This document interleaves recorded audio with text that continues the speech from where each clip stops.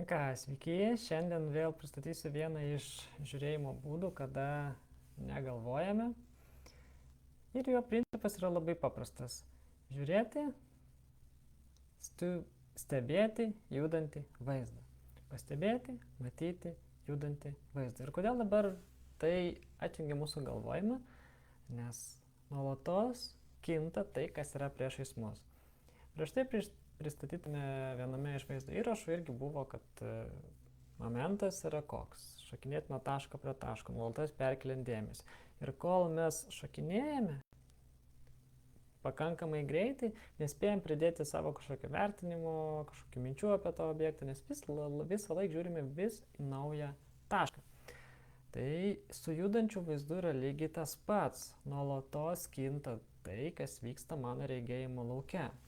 Ir iš esmės leidimas tam vaizdui praplaukti, praslysti, praskrieti, ar kaip tai pavadintume, nuolatos, kai vis yra kažkas naujo, tai yra nuolatinis pokytis, neužsibūna ne vienam taške, leidžiam savo protui, mintims nurimti, pailsėti ir tiesiog būti stebėjime ryšyje su judančiu vaizdu.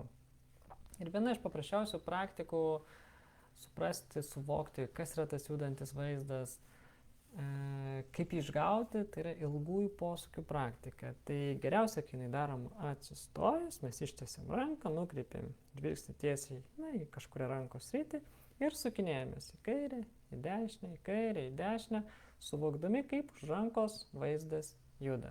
Galima, aišku, tai daryti ir atsisėdus, pavyzdžiui, dabar aš demonstruoju atsisėdęs, bet vaizdas vis tiek juda, nesvarbu, ar mes stovime, ar mes sėdime, ar, nežinau, galbūt net gulime ant nugaros, jeigu mes sekame rankos judėjimą, pastebim už rankos judantį vaizdą. Na ir bandome suvokti. Gerai, dėmesys yra į kažkurį tašką ant rankos, ant piršto, visiškai nesvarbu, jis ten ryškus, neryškus, aiškus, neaiškus. Esmė, centrinė rega, tas akis nukreiptos tiesiai į ranką, bet mūsų visa periferinė rega, šonuose, viršuje, apačioje, visas periferinio regėjimo laukas yra aktyvus, mes aiškiai suvokiam, kas vyksta aplink mus, o aplink mus vyksta tai, kad kai mes judame į vieną pusę, vaizdas juda į priešingą pusę. Tai yra visa aplinka, visi objektai šonuose, viršuje, aplinkoje juda į priešingą pusę. Ir kol mes nepertraukimai išlaikome ryšį su to judančiu vaizdu į kairę, į dešinę, tai yra nuolatinis plaukimas, nuolatinis pokytis mūsų regėjimo lauke, vėlgi mūsų mintis rimsta, mūsų mąstymas rimsta, mes tiesiog visą laiką stebime visą naują sritį, visą naują tašką, tokiu būdu leisdami nevertinti, neanalizuoti kažkokio konkretaus taško aplinkoje. Visą laiką kinta nuolatinis pokytis ir tokiu būdu mes leidžiame vien tik tai savo stebėti. Stebėjimas nelygų galvojimas. Stebėjimas yra tiesiog suvokimas vaizdinės informacijos. Ir viskas. Ir mūsų dabar pasiekia tokia vaizdinė informacija, kad vaizdas juda, vaizdas sukinėjasi, nepertraukiamai. Ir sukinėjamės tol, kol patinka. Laiks nuo laiko sukeičiame rankas, jeigu rankos ištiestos. Tai viena, tai kita ir pagauname nepertraukiamai judantį vaizdą.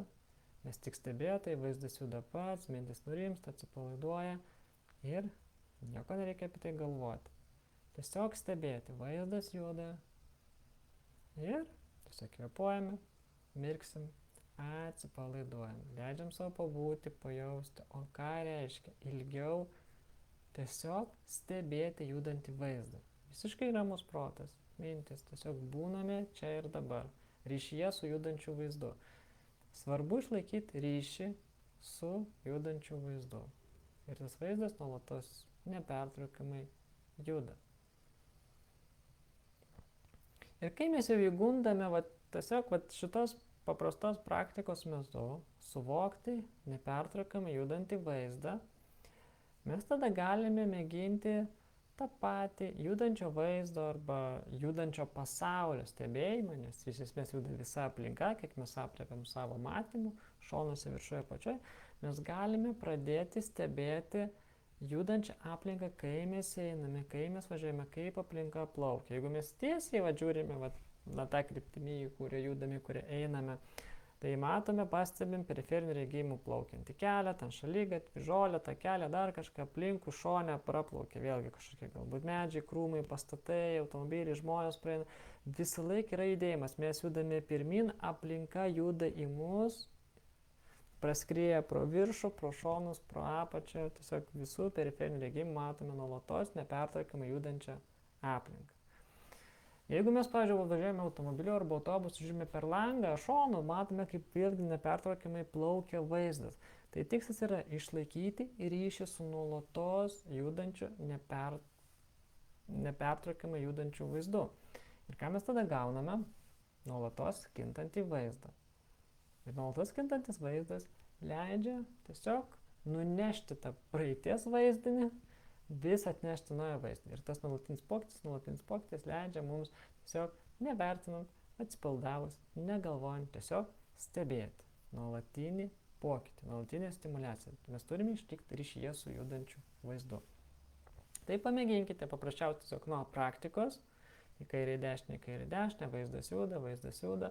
Gerai, tada pradėkite tiesiog paaiškinti, galbūt net savo aplinkoje ištiesę ranką, einam į priekį, žiūrim vaizdas už rankos juda, objektai arti, jie tolsta, einame atgal, vėlgi objektai keičia savo padėtį, pasisukam, visa aplinka pasisuka ir taip pradedam pastebėti, kad nesvarbu, kurią kryptį mes judame, į kairę, į dešinę, pasisukdami, aplinka juda, persifokusuoja, persidėlioja ir kol mes išlaikome ryšį su ta judančia aplinka, tol mes tiesiog išliekam stebėtais, negalvotais, tiesiog stebim.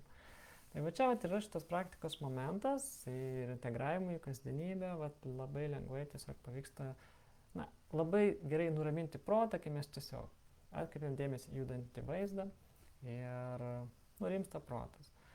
Iš vienos pusės mums nebūtina patiems judėti, galim tiesiog atsisėsti ant upės kranto arba, žiūrėti į plaukiančią upę nuo tilto ir stebėti pastoviai judantį vandenį. Nepertraukiamai judantis vanduo vėlgi yra nuolatos kintantis, niekada jisai neatrodo taip pat paviršius, visą laiką yra pokytis ant to vandens paviršiaus, visą laiką yra kažkas naujo, tai kas buvo čia ir dabar, jau nuplaukė, atplaukė kažkas naujo ir tas nepertraukiamas vandens tekėjimas lygiai taip pat atpalaiduoja.